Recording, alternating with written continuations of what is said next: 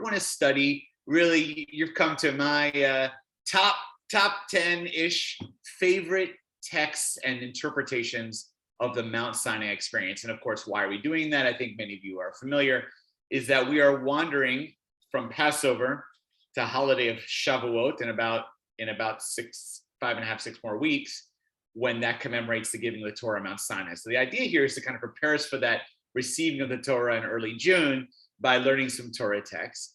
And I know the name of the class was, what happened really at Mount Sinai, but basically I used it as my rabbinic license, so go with me here, to basically just take some awesome interpretations that, at least I think they're awesome, I assume you'll join with me, that really talk about the whole Sinai experience and what it really means for us spiritually, morally, what happened there, getting into the language, the translations, obviously some of the Hebrew as it's translated, and to really say what are some of the interpretations and really what can it mean for us?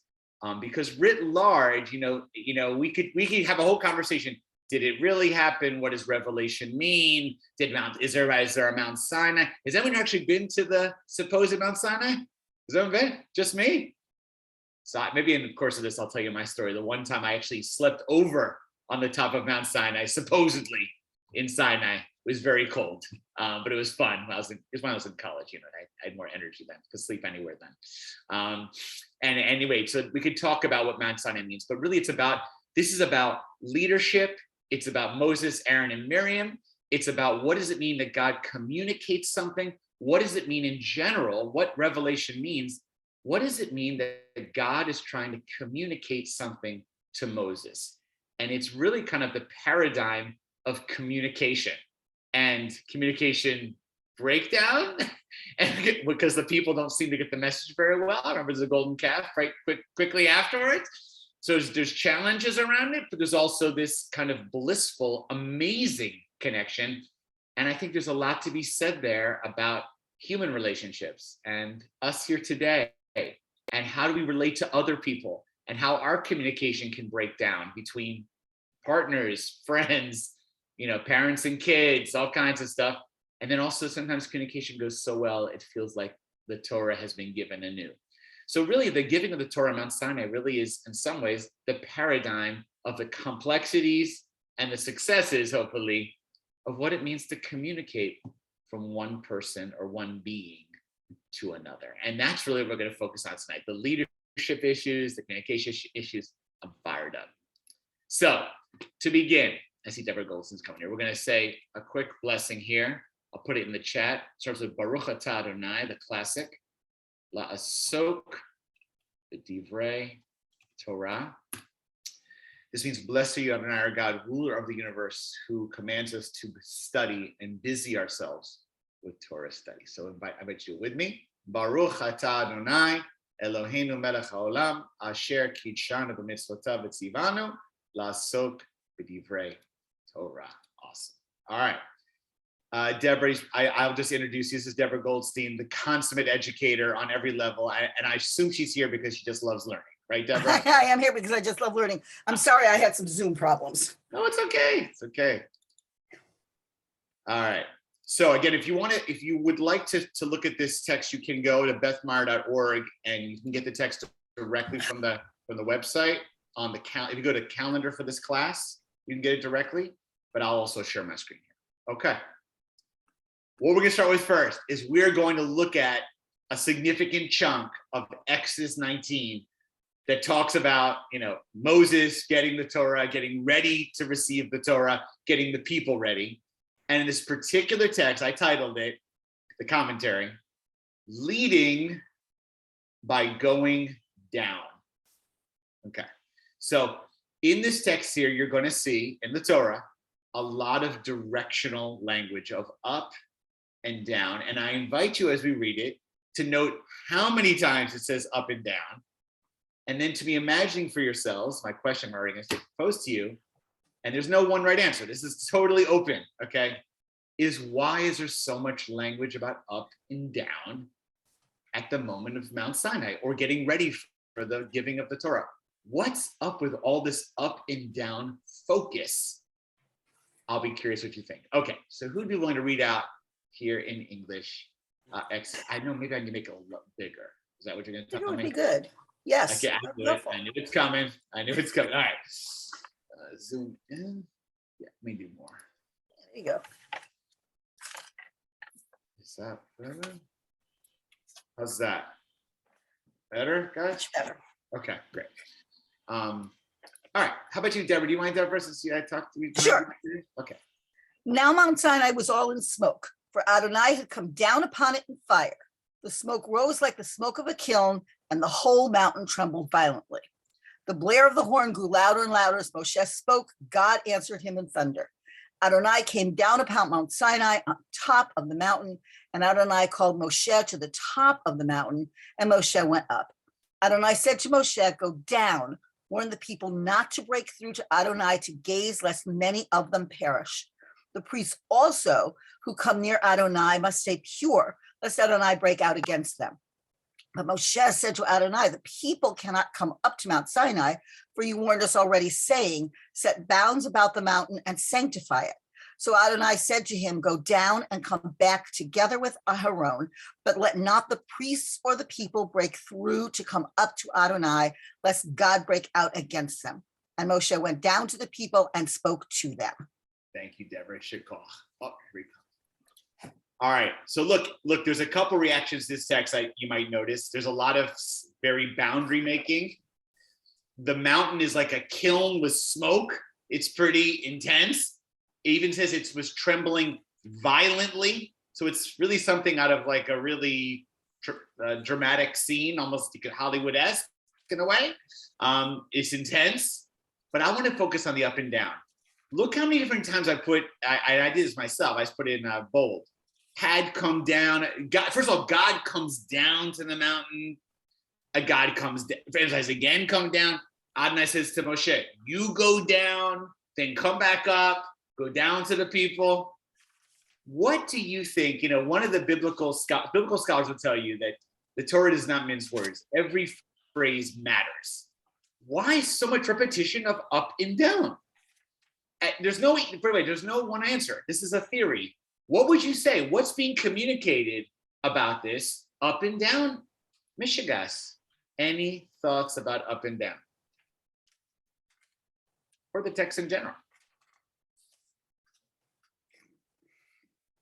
Or have you ever noticed? You haven't noticed it? It's the first time. Won't let people go. Who's got? Sam's got something? What do you say, Sam? Yeah, there are boundaries being set, as you said, and the boundaries are being, the distance is being reduced, but not completely. Whereas God's coming down, actually he's coming down to a place where they can actually see. He's not up in the heavens. He's down at the top of a mountain. So it's attainable, but he won't let them attain it. He'll only let Moses go up, and then afterwards Moses and Aaron. So he wants to establish boundaries because they're not, well, I guess the question is, are they ready for the revelation? Okay, number one. Yep. And number two is that they really haven't earned the right to be with God yet. Obviously that's going to be shown very vividly shortly after this. So it's an earning the right to be God's people, if you want to go there, if you want to go to that chosen one theory, to earn it. I'll come this far, but you've got to come the rest of the way, and I'm not going to let you get there yet. You're going to have to. I think you're on it. I mean, there's an emphasis, the fact that God's willing to make some steps towards, but not all the way, and maybe only to a few leaders. It's it's almost like it's a moving closer, but it's not right up, and it's like you have to kind of earn it. And maybe just adding to what you're saying, Sam, all this, I'd say violence, or I don't know if you would say dramatic scenery, dramatic, scary, is it's also distancing. It's kind of scary. I mean, being you're scared, you don't feel close. It's scary, it's risky, maybe something like that. Very fair points.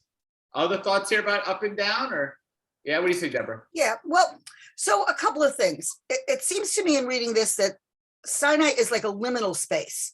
It's not earth, but it's not heaven either. Yes. It's sort of an in-between place. And so God comes down to that in-between place. Moshe and the people go up to that in-between place, but it is an in-between place. And those liminal spaces are always dangerous because they're nothing, right? They're not anything in particular. And the Torah is all about boundaries. It's all about creating order. Yeah. And this liminal spaces are always disorderly. And I'm not sure that it's the people can't come up because they're not worthy, so much as the people can't come up because it's dangerous. Being in that space and being that close to God is dangerous. And I mean, we learn that later, God says, you can't see my face or you'll die. Human beings can't look at the face of God. Moshe is something special. Moshe is one of those people who can move between one space and the other, but most people can't. Yeah. And so I think that this going up and going down and, it is about boundaries, but it's more about boundaries between what's sacred, if you will, and what's profane, and that sort of in-between space that Moshe and the people really find themselves in, right? Because they're not slaves anymore, but they're not free people yet. They're not Egyptians, but they're not Hebrews. They aren't, and they aren't. Yes. The desert experience is what's going to create that. Deborah, I think it's so profound what you're saying. And I love it. And the liminal, it's a very powerful. Again, I think there's many ways. I just recently put a mezuzah on the house of a family in our shul in the past month or so. And one of the members, the mother of the family said to me, Rabbi, I loved our house, but it didn't feel like a home until we put the mezuzah on it. And what she said was powerful. She said, nothing in the house changed. Everything is the same, but it felt different because I felt like it was my home now. It felt, and it's like, an interesting, you're saying, like, it's like when you traverse the door of a house, it's like you're moving on the inside to the outside, or when a person becomes bar bat mitzvah or b mitzvah, like they're the same person on maybe biologically, maybe, right? But they're not the same person after that experience. Like it's a transitional moment of identity. Deborah, great point. And it is scary because there's a lot of risk in that place, and it's awkward, and you don't know where you stand and stuff like that. Right. Great point. Yeah, Alan, what do you say? So I think there is the very overt symbolism of the top being the place of power. And if you think modern day, a lot of executive offices are in the top floor, and going up to those offices has a symbolism and a whether or not there is real difference in that space, the fact that you're going up to there carries some sort of meaning. So I think very, very overtly, the top means something about distinguishing power and exclusivity and control. Alan, are you criticizing hierarchy here, Alan? Our offices are on one floor. So are they really? Okay, so guys, Alan is a CEO or COO or whatever of a big company. So interesting, because I know that it's the model today, or it's been for a while. Like I'm sure, Alan, I don't know your company, but I know enough that like Google and all these companies, the flat or even cubicles and like nobody has. Is that how your company is? Our company, I mean, we make a conscious effort to try to not even in symbolism have hierarchy that's as visible, but that's not in the companies I worked before, and that's not the main for most companies. If you're in a multi-story building, the executive offices aren't on the ground floor; they're always on the top floor. Right. No, I hear you. I totally.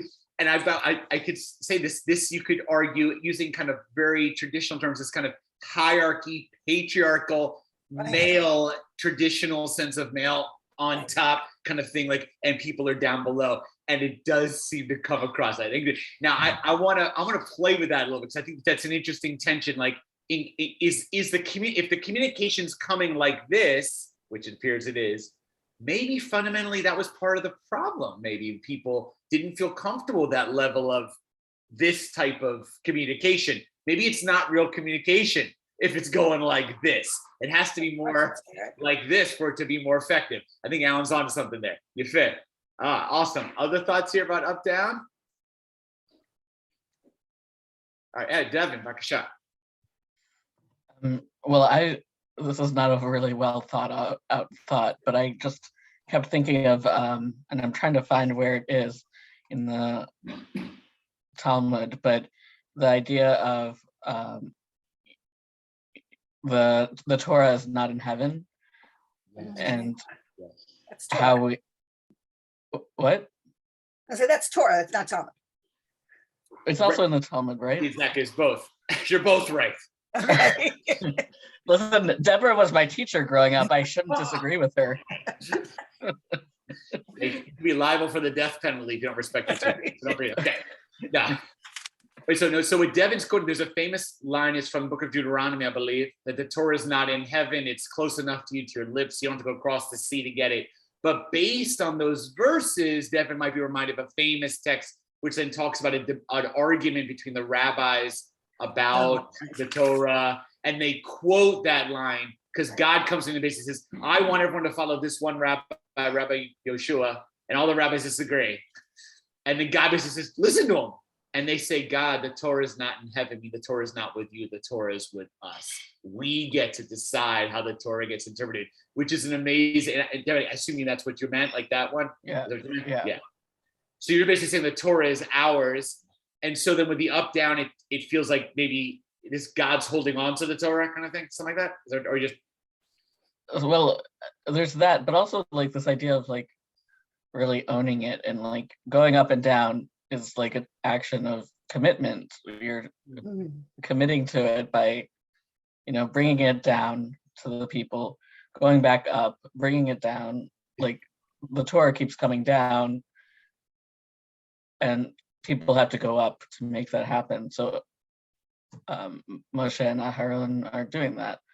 Yes, you're fair. In fact, you're reminding me. I once had I think one of Deborah's students even said, I once years ago, I can't remember, said it sounds like Moses is a negotiator going between Israeli and Palestinian rooms. Like you're running back and forth between two sides, playing almost like a messenger in a way, which it could sound like a diminutive, making Moshe sound smaller, but it's kind of powerful because he is, as Deborah said, he can traverse different worlds. That's what's amazing on Moshe. He can hang with God, so to speak, and he can hang with the people too. I mean, both of them would challenge, by the way. He's not perfect at it, but the fact that he can go those two, most people can't be in both those worlds. So he's going back and forth and trying to bring both together in a certain way, even if it's up, down. All right, Yafet. Yeah, Robin, what do you say?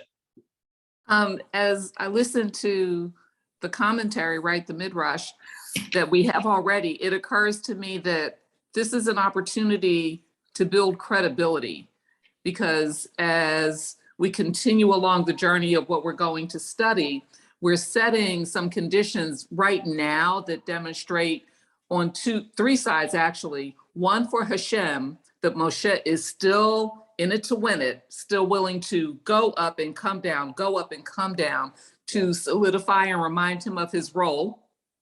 It reminds Moshe of his role and what he has to invest, what it's going to take. And it demonstrates to the people, for anyone who still has residual questions, what are we doing? Who is this guy? Does he really know what he's doing? Can anybody do what he does? And clearly that's being communicated to the people and to the priests, right? That this is going to be a way of being. We're seeing this demonstrated right now. Pay attention. So Moshe's playing a critical role of bringing people together by getting them to be aware of each other, be in communication with each other, be in relationship. He's seeing both sides, certain ways. Yes. Yafeh.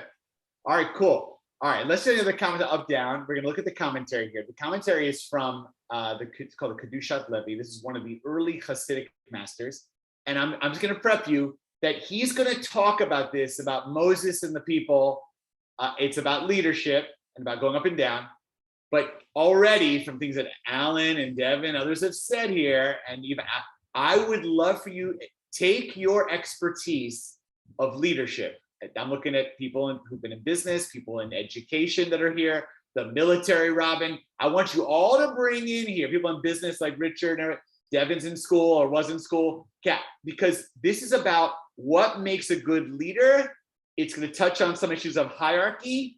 And how does a leader take something like the Torah? Now, all of us could say whatever that Torah is, like the wisdom, and communicate it to the masses, we'll say, to the majority of the people? How do you bring something you want to communicate and bring a message and get everybody on board? That's where he's going to come out, and this is where he's going to focus on the up, down, and up, down.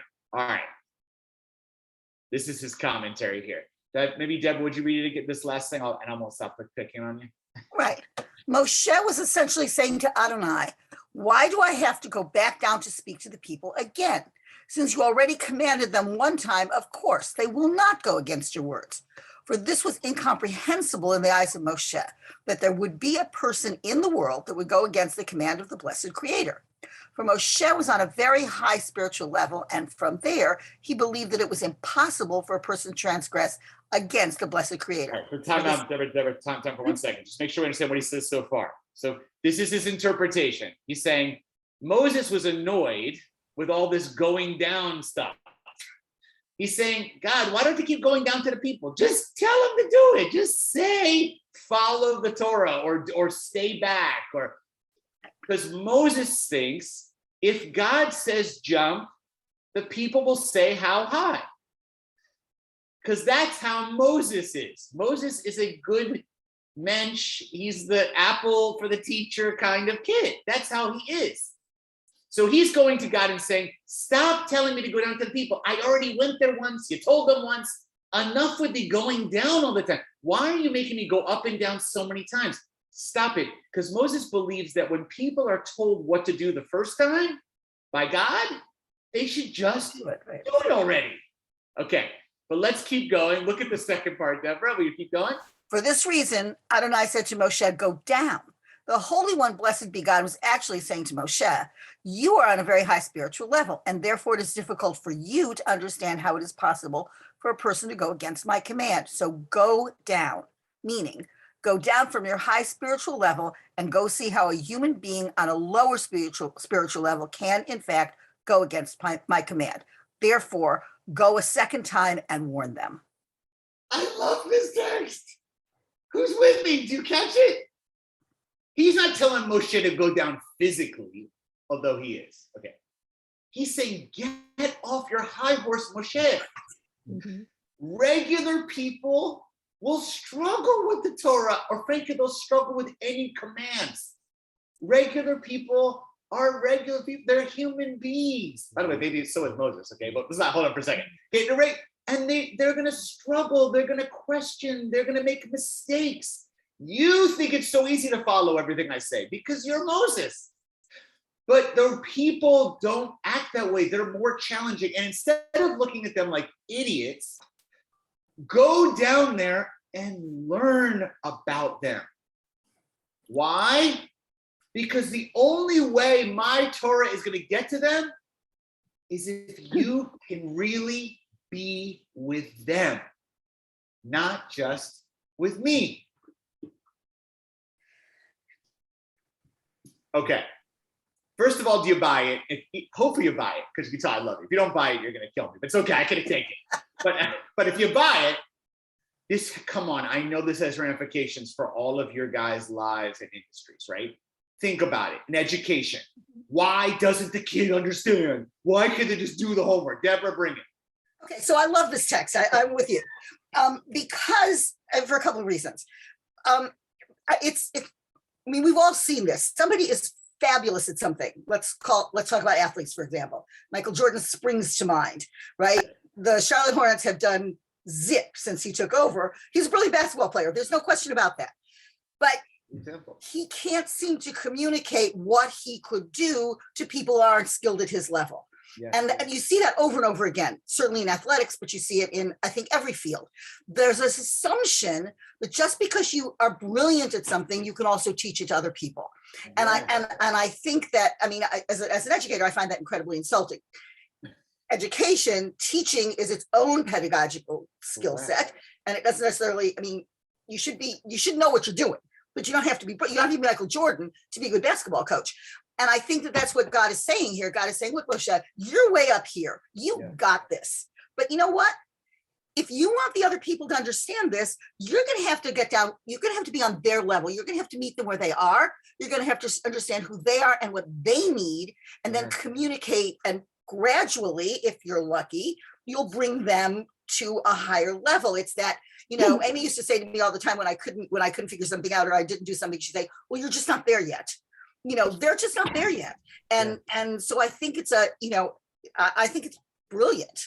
It always amazes me how what incredible teachers, insightful teachers these ancient commentators were, because they didn't know anything about any of this stuff, but they knew it intuitively. And I think this is one of those texts. So I'm with you. I really like this text. Yeah, I'm just saying, but in education, you're very powerful. Many things you said are very powerful. One of them is that just to be good at something is its own gift or talent or skill, but that doesn't guarantee you can communicate unless you get down with the intended audience and your audience. And that audience could be a preschooler, or it could be an adult, or it could be, but if you don't know your receiver of the info, you're gonna hit a wall constantly because you're not getting through.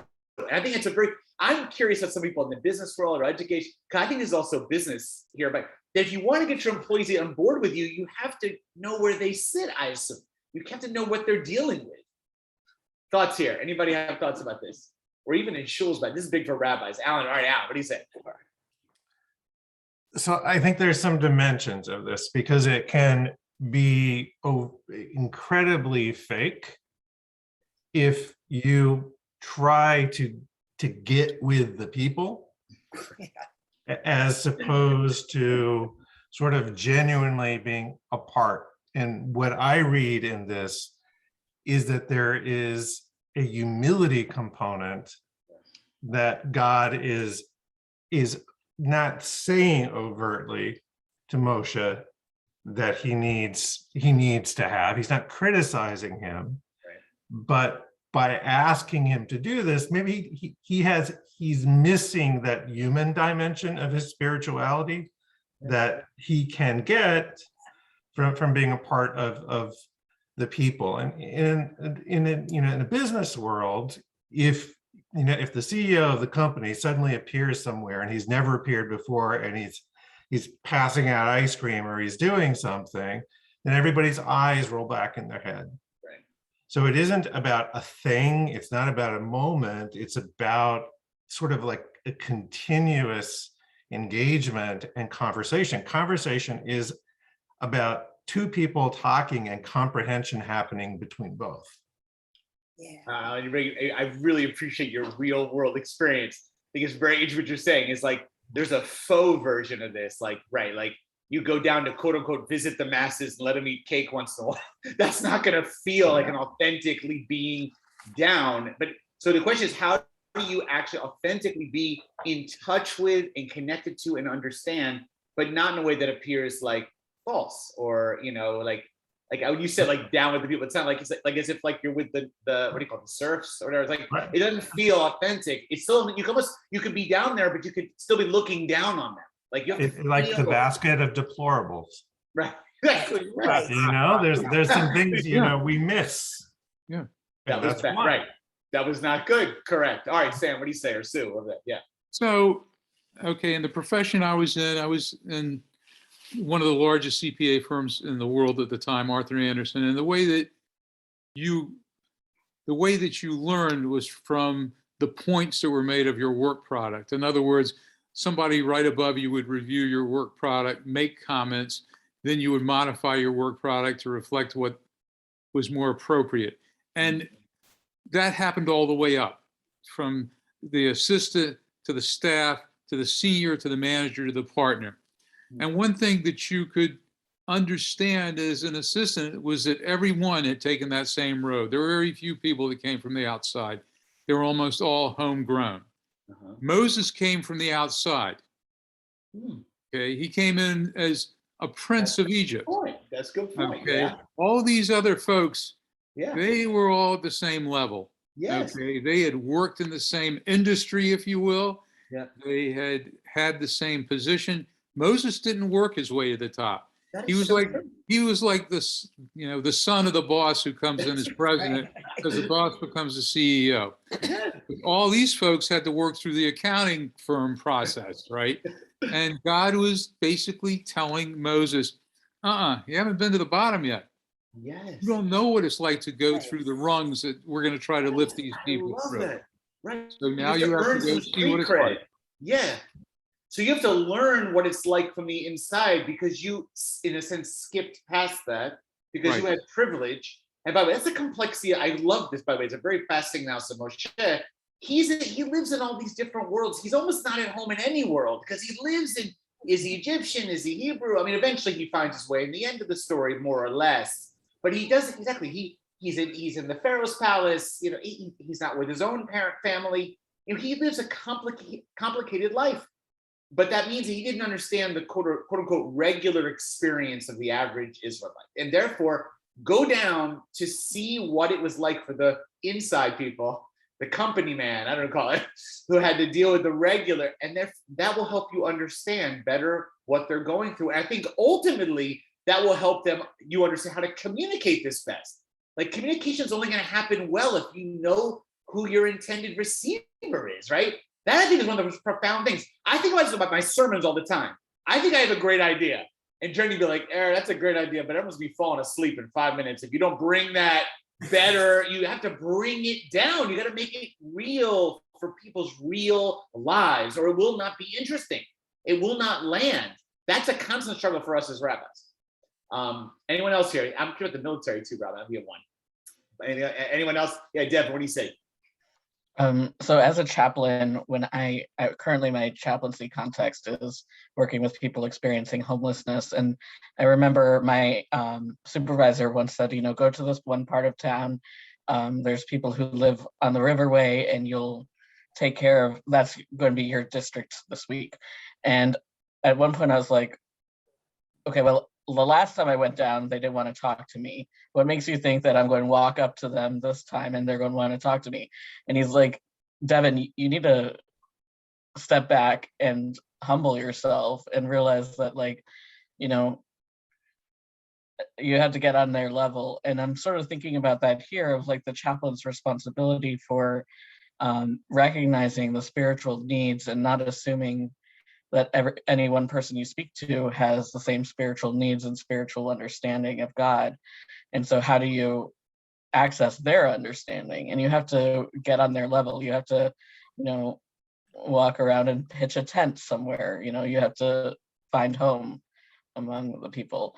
And so I'm sort of thinking about that now as I hear everybody else applying it to their context. I'm like, oh, this has to do with chaplaincy too. It's powerful, Devin. So powerful.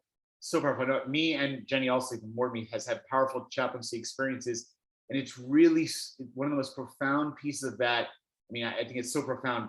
Everyone should, chaplaincy is part of basically any person's kind of ministerial training, especially for how to care with people in deep need in hospital settings often.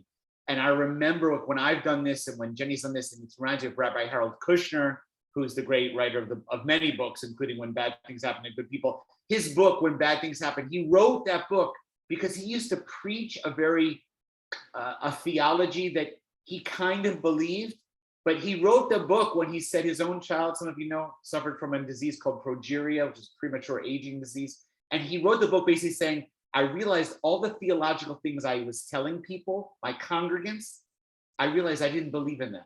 Once I started having genuinely powerful personal suffering, I realized that it didn't work for me. In a sense, he had to, and he writes about it, very humbling, that he realized as a rabbi, I couldn't keep preaching what I don't believe.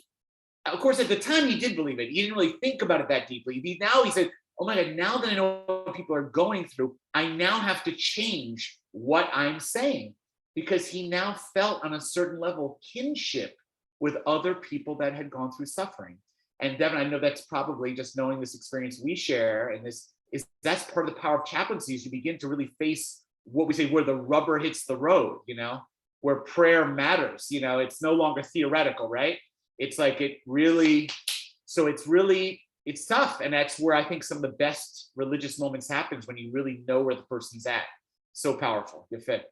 Does anyone else have any thoughts about this going down with the people, or knowing the people, or being aware of what the people are going through? I want to say welcome Roberta Blumberg, who's one of our all-stars. Good to see you, Roberta. Shalom. All right. So one of my favorite texts from the Berdichev Rebbe. All right. Now we're coming to number 2. It's like top 10, like David Letterman back in the day. Top 10.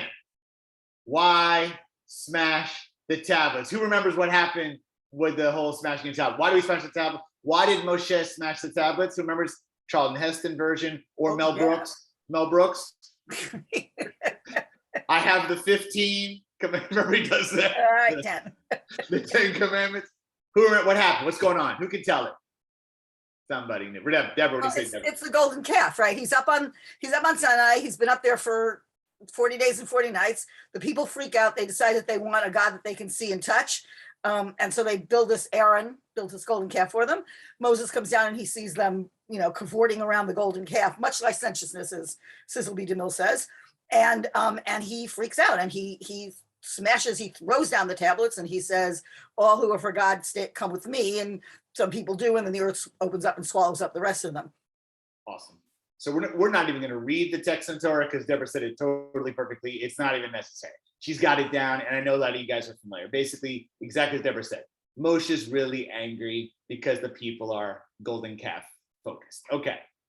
But the question that this rabbi is going to offer, and it's not just one, it's several rabbis go deep in this. Moshe smashes the holiest item in the world at that time. There are a lot of ways Moshe could have expressed his anger. To smash a holy object is a problem, right? I mean, like if I'm angry at Beth Meyer, I'm not going to take the Torah scrolls from the ark and, God forbid, throw them on the bima. Okay, I never do such a thing. Okay, of course I'm not Moshe, but that, you see what I'm saying? Like it's a dramatic. What? How? And by the way, even why did Moshe not make it into the promised land? Who knows? Because he struck the rock. Hit the rock. Yeah, right. Which is a relatively minor thing, So he throws down. and he doesn't get in trouble for this. Right. It doesn't. He should. Right. It's pretty impulsive. Impulsive, correct, Roberta. And even like the rock issue, fine. It wasn't great, but he was in a moment of anger. He was angry at the people. He's pissed at them because they were complaining about water. And he's like, basically he's frustrated. Here he's also frustrated, but then he destroys God's gift with God's, at this point, if you take it, God's finger wrote it, says. It's like really like a relic. Like this is like, so the rabbis really struggle. It appears Moshe sinned by doing this. And why doesn't the Torah hold him at all accountable? Okay, before we go to the answer, give me 8 thoughts. Yeah, Roberta, go, Roberta, yeah. I see that the translation says he hurled the tablets, but is it possible that Moshe was in such a state of holiness, divinity, godlikeness, when he came down so spiritually engrossed that when he saw that golden calf, it was almost like he just dropped them out of like this utter incongruous, I mean, just such disbelief that he could be in this state and they could be in that state. Yes, Roberta, this is a great drash, and I love it. Rabbi Rumberg, that's great. Right, because even, let's put the Hebrew aside. It could be he was so shocked, he just dropped them. Now, that's not the literal, but if we take it more figuratively, that his letting go of the tablets was more a product of his shock and maybe it wasn't through volition. Like he didn't try to destroy them. He just was like, oh my God, I can't believe what's happening. So that would be a more compassionate, Rahmanis-filled read. And I like that, Roberta. That's good. That by the way would resolve some of the tension that we're bringing up right now. Very nice.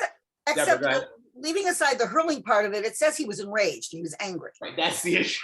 So if it had said he was dumbfounded or he was gobsmacked or whatever, I just couldn't believe his eyes. That would be one thing, but it doesn't. It says he was enraged, and I think that the smashing of the tablets was a function of his rage rather than his disbelief. So this is the question again. Like I say, so he was also angry at the water later. He gets punished without going to the promised land. He has no punishment for this. Well, so it's an interesting problem. Or Deborah, go ahead and then Sam. Deborah, I was just going to say, it's an interesting thing, but uh, in the Torah, I don't think, at least in this early part of the Torah, that the Torah itself gives that kind of sanctity to objects. I mean, there's the Mishkan and God dwelling in the Mishkan, but there's not really any talk that God dwells in the Torah or that God dwells in the tablets. I mean, these are God's laws, this is God's writing, but it's not, it doesn't seem to me that the tablets themselves are imbued with a particular kind of holiness. So the issue with the rock is that he did it in front of everybody and showed a lack of faith. In the hurling the tablets, in a sense, it was almost like he was sort of acting out the people's lack of faith. You know, these are the laws, and I mean, he hasn't even read them to them yet. They don't know what's in them. So, but these are the laws. God gave them to me. You know that God had these plans for us because, you know, I've been telling you this for however long, and this was going to be sort of the blueprint. You didn't even give me a chance to tell you what it was, and you were already straying from the path. I just, you know, I'm done. I've had it with all of you people. But the tablets themselves are not anything special. It's what's on them that's special. Okay, so Deborah, I want to say, Deborah, I think making a very interesting point, by the way. This is very important because it could be seen as later on we're putting a layer on of this quote unquote sacredness. I think it's a very fair point. Very fair point. Let me come back for a second. Your drash, okay, Roberta's drash was, well, maybe he was in a state of shock. I know that's not the shot of the text, but it's an interesting read. Okay, I think it's your read is I'm gonna take yours one step further. Moses realizes, wait a second, they're not deserving of it. I'm gonna destroy it because they can't handle the truth. Okay, let's use the line from a famous movie. Who is he to decide that? Oh, That's not to decide. Okay, Roberta. Okay, good point. But I want to say these are two very nice sermons of this type. All right, Sam, what do you say? So the rock is, let's start with the rock. Okay, the people were in the desert. God gave a commandment specifically to Moses to talk to the rock, if I recall. That's right. Clearly not to strike it. And Moses disobeyed. Right. Okay, God was pretty much a vengeful God when it came to the time when the Ten Commandments were given. And Moses is just reflecting God's anger, I think, when he destroys the Ten Commandments. He's reflecting what God has already exhibited, his anger and not following him. And then Moses turns around and strikes a rock and doesn't follow God. So, hey, this is not inconsistent. There's nothing, as Deborah said, there's nothing special about the Ten Commandments. It's the ideas of the Ten Commandments. And God is just as angry as Moses is. So he's just following up basically God's feelings, if you want. This is like, I feel like I could make a Talmudic page for this. Is so awesome. So Rabbi Sol says, basically, where did Moses learn how to be violent from? It doesn't fall far from the tree. God is very violent. The shaking of the thing, it's all scary. There's thunder and lightning and fire and a lot of threats. So Moshe acts in kind. He's acting in a kind of violent way that he learned in the context of how God gave to him. Okay, that's another interesting read. All this would kind of forgive Moshe from breaking it in a way. You fit. All right, Alan, what do you say? To me, there's a part of this that goes back to the first part we read, where again, it's humility. It isn't so much that he's angry and he learned from God. He is acting as if he is God. Yeah. He is making a decision to rob because whether it's the rock or not, the rock is the only place other than in Moses's head that the words exist. And so he's depriving everyone of those and putting it on him. And he's the only one now who can basically bring that back. But the challenge I have, and again, I don't have an answer for the punishment because this would be where, you know, the pillar of salt, the flame, something would happen, because to me, that it is about him forgetting who he is Mm. and acting as if he is God. Mm. So now we have Rabbi King, who's you all three have given examples like somewhat or more positive spins on Moshe, and now I'm saying, no, easy, guys. Moshe basically, and Robert actually kind of brought something too, actually. It's an issue, his lack, funny by the way, Moses is called the most humble guy in the world. He's identified it, but in this moment, he's far from it. He feels like he controls the Torah. It's as if, quote unquote, it's his tablets, and he can smash them as if he's God. And maybe this is the problem. It's not that just the people, yeah, fine, the people aren't perfect, but the problem is that Moshe doesn't realize how he's supposed to respond to that. The response to that is not to then say, I take my toys and go home.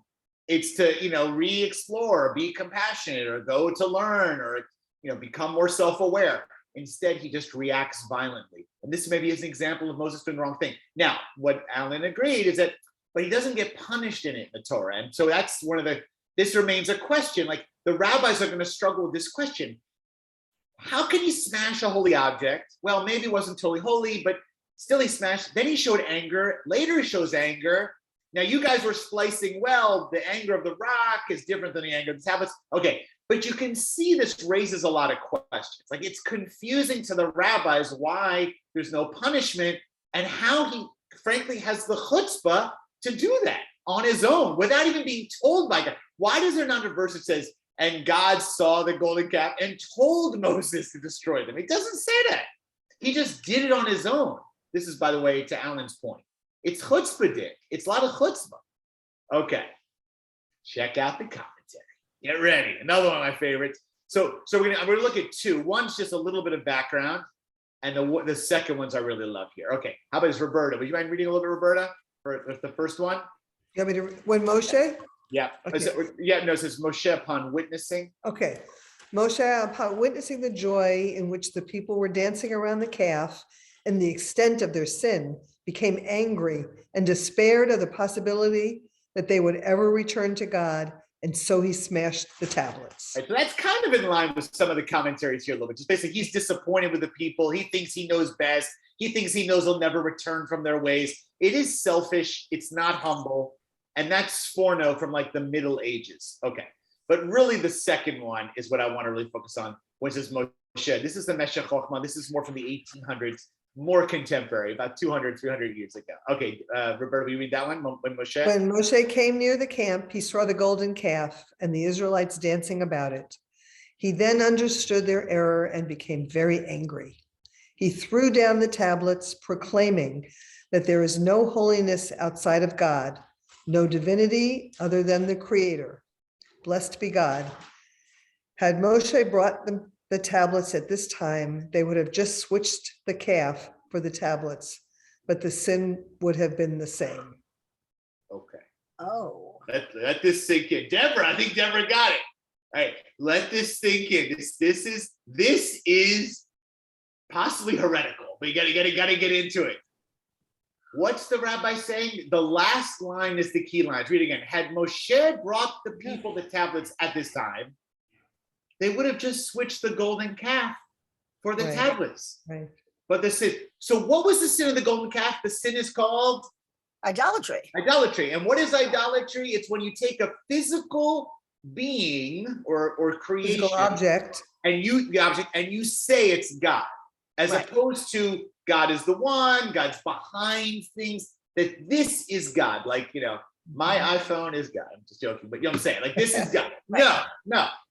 But he's saying that the golden calf, yes, that was idolatry. The problem is if I bring the tablets to them, they're going to start praying to the tablets as if the tablets are God. So doesn't this go back to the first commentary that we read? The idea that you have to be where the people are. Okay, so people aren't there yet, right? They come from an idol worshiping culture, big idols. And then they're suddenly told to abandon all of that for this invisible God, right? And Moshe has a little idea of that at the bush. He says, what should I say your name is? Because they're used to that. So I think that this text is saying maybe Moshe was with the people and he understood he had gone down to where they were, and he understood the level on which they were still functioning spiritually, and the level they were functioning on spiritually was still one where they needed a physical object to worship. And if he gave them the tablets, which were God's word, that they would behave the same way toward the tablets that they had toward the calf, and that wasn't okay. I want to go. I think it was Alan or someone said before that it never was the tablets that was the most important. Was it you, Deborah? Right. It was the words. It was the ideas. But the people, he says, he realizes are in that state. And to Deborah, your point, maybe it's because of their experience. I mean, that's fair. That's a very compassionate read. They're going to get so focused on the materiality, whatever, the physicality of that stuff, that they are not going to focus on the ideas. They're going to focus on the thing. And they're not going to get what the whole point of the Torah is not about things. It's about ideas. It's about, to some degree, a way of being in the world, or a way of being in relationship with God.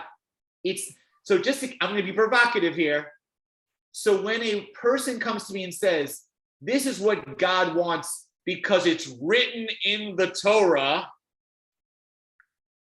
one way of reading that is you've made an idol out of the words of the Torah. I mean, we can get into it here. But when someone decides, for example, that, I don't know, that some physical manifestation is more important than the underlying message, then it's an idol, even if that idol has a Jewish star on it. Even if that idol is a Torah scroll. Is an American flag. Oh, Deborah, Roberta, watch out. Watch out. We may start having protests here on Newton Road. That's right. Or the Kotel. I mean, I think the Kotel is a fabulous example of that. Correct, a Kotel. But I want to bring Roberta. I think it was just about right.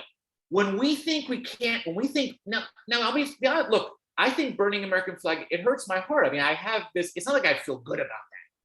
But the point is that Roberta's point is the flag is just a piece of whatever, nylon. It's not, it's about the flag represent. What does the flag mean? What is behind it? And when people get obsessed with the manifestation, and by the way, I'm sure we're gonna get to a place where we realize there's a balance here. It's not that any symbols are irrelevant. I would not, it wasn't pleasant to see an insurrection on the capital of the United States.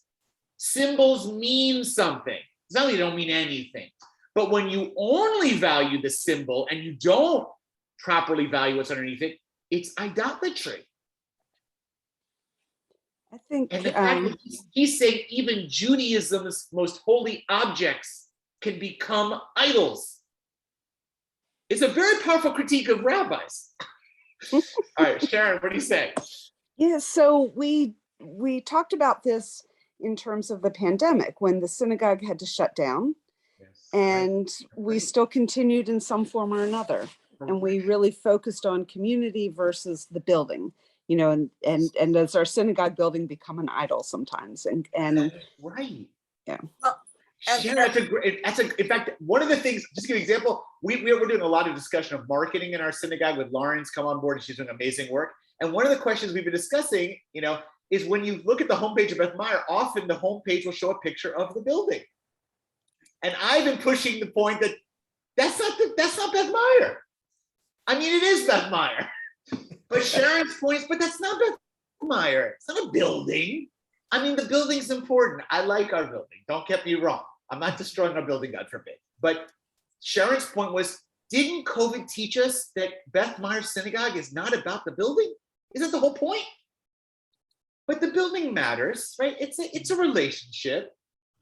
But which one needs to be valued more?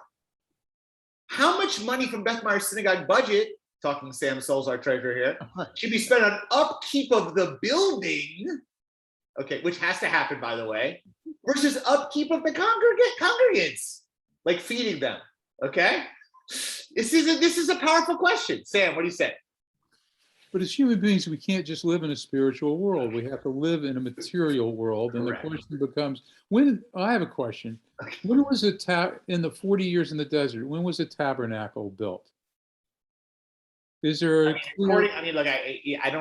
have to just base on the Torah itself after Mount Sinai, immediately the Torah portions after that say we built the immediately after it was built? Yes. So, well, that probably doesn't work with the theory I was about to throw out. Okay. The question is, at that point in time, did God believe that people were ready for a physical object because they understood the spirituality of the existence of God? In other words, there's nothing wrong with physical objects. They're not idols. They're only idols if you make them idols. So if you have a God that you believe is not something you can touch or feel that you or can see, then the symbolism, the spiritual, then you're capable of looking at this object and realizing it's not an idol, because there's no need for an idol. So I don't know if I'm making myself clear that No. Well, I hear you. were they ready at the point of building the tabernacle to understand that God was not embodied in that, in that tabernacle? So a couple points here. Say, you're touching on, I don't know if you realize, you're touching on some very traditional, like Rashi commentary. Rashi, Rambam, they will say the tabernacle was responsible, a compromise with the golden calf instincts of the people. It was basically saying, look, we don't want a golden calf. That's not what we want. But we realize you need something more material or physical, therefore we're intangible. Therefore, we're going to create something that's more, appropriate, because we appreciate the need for symbols, okay, or things. And by the way, in honor of Yom HaShoah, I'm sure you're with me, some of the most painful pictures that we can see are like when you see like a Jew being attacked by Nazis in the street with like a Torah scroll being ripped, or God forbid, Torah scrolls were attacked, or a person wearing talit and tefillin and being, mocked. So these things, these symbols matter. It's not like they don't matter, right? They do. They're very evocative. But let me now be really provocative, because I know my people, and this is what you do when you have a 10-year contract, okay? What about the land of Israel? Right. Alan, there is an Orthodox rabbi of the Sephardi backing that was once asked. He decided to let a party called Shas. Everyone knows Shas is a Sephardi Orthodox party, and he joined Yitzhak Rabin, may he rest in peace, coalition for peace with the Palestinians, and he was harshly attacked. Saying, "What are you doing?" Typically, Sephardi, Shas, Orthodox typically are assumed or associated with a much more hawkish perspective on the Israeli-Palestinian conflict. Again, this was many years ago, so probably 30 years ago. Why did he join that coalition? He said, in the end of the day, land is not more holy than blood, meaning preserving life. He says, when we think land is more important than life, then we as a Jews have made a mistake. And he said that, an Orthodox Sephardi rabbi. Now, don't get me wrong. It's not that in his dreams, he wanted all the Holy Land. It's not that he didn't want it, but he was saying that there are other Jewish values too. And if we make the land the most important thing, every inch of it, more than preserving life, then we've made an idol out of the land of Israel. He was ripped about it, but he didn't back down. I mean, and again, you're saying that, I'm saying this is a person who, I love Israel too. Okay, I love the holy spaces. But that idea that anything can become an idol if it's treated in a way that's not in proportion with the message behind it or the other values behind it. Okay, who wants to fight with me on that one? Other ones. Or are you all on board? Go ahead, Devin. But I'm sorry. Go ahead, Devin. Well, I'm just thinking. My MDiv is talking now. Of Durkheim's theory of religion, where talking back to the sacred and profane, Durkheim was basically saying that every religion has at least 3 common core elements: that there is a sacred object, that there is some kind of belief or moral standing or grounding, and then a community that stands around that. And thinking about the sacred being the thing that draws people back to those beliefs and practices. So it brings that community back to that moral standing that they surround through the sacred object. And so, I'm thinking about this here, like making the tablets replace the calf still being a sin. It's like, well, that's not about that moral standing that we're looking for, like that we center as a community. Correct. I mean, can you imagine someone saying like it's basically, if I, someone can get up and say, here's a Torah scroll, and the way you're treating it is you're treating like a golden calf. I mean, it's really strong. Deborah, what do you say? Well, I was just going to say, I mean, I think Devin hit on it. I mean, the problem is that human beings, we function in a physical material world, and functioning entirely on a non-corporeal level is, I would argue, it's not possible for human beings. Maybe it's something that some people want to strive for, but I don't think that we can get there. So then the struggle for us is how to take these things, which are sacred objects, and not make them idols. Yeah. And it's Roberta's example of the American flag is a great example. When I was living in Boston during the desegregation time, and everybody's seen the picture of the man, trying to essentially eviscerate an African-American man with an American flag, right? And one of the reasons that so much what we saw in the insurrection was so painful is because people were carrying around American flags and beating people with them and things of that sort. The flag had become an idol. It no longer represented what it was supposed to stand for, and it had become an idol. And then you could beat people up with an idol, right? Because they don't follow your idol. But I think that that's always a real struggle for human beings. I think about it all the time. We teach the kids, you drop a siddur, you pick it up, you kiss it. That's respectful. You don't turn your back on the Torah, right? When we process around with the Torah, we are supposed to follow it. We're not supposed to turn our back on it. If you drop a Torah, bad things will happen. I mean, the kids always say, well, you've ruined the Torah. Well, no, that's not true. But that whole sort of thing about it, there's a reason for that human beings need, but it's a dangerous thing. And every time I say to a child, you should, if you drop a siddur, what do you do? And they say, well, I kiss it, because by the time I get them in fourth grade, they already know that. There's a part of me that says, no, don't tell them that. It's a book. Right. It's just a book. And so I think it's a real struggle that I think we have to be on guard for all the time. Totally. And I think it's also, even if, like, just for example, like this, again, if we can go to different ideas, I remember I was once like a yarmulke, right? I find for me personally, I find wearing a yarmulke meaningful as a reminder to me. It helps me center. I like this some degree at moments. It has a public aspect. It kind of keeps me communally, certain degree of, I have to be aware of where I am in certain spaces. I like it in general, right? But like, it's just a piece of cloth. It's just a piece of cloth, right? Like if all of a sudden this becomes my religion, like if I don't wear this, it's like I'm a bad Jew. I mean, it's like, now at the same time, Deborah, to the point, like we make people wear yarmulkes. So we have a tension around, right? It's out of respect. Like the symbols should be leading us to a certain value, right? They should be serving that. But when the point is only to preserve the kippah, like that's why I told some people, at our synagogue, I won't go names, when they see someone not wearing a kippah, they would scold them like very harshly. You idiot, put on a kippah. And I'm like, stop. It's okay to gently and lovingly say to somebody. But when you do it that way, like, you've become too religious, your religion's lost its focus. I think this is a tension though, because there is a place of respect. I mean, I don't disagree, Deborah, with teaching the kids about kissing a siddur. I think it's powerful. But where is the line? That's the question. Yeah. Other thoughts here? I got you guys.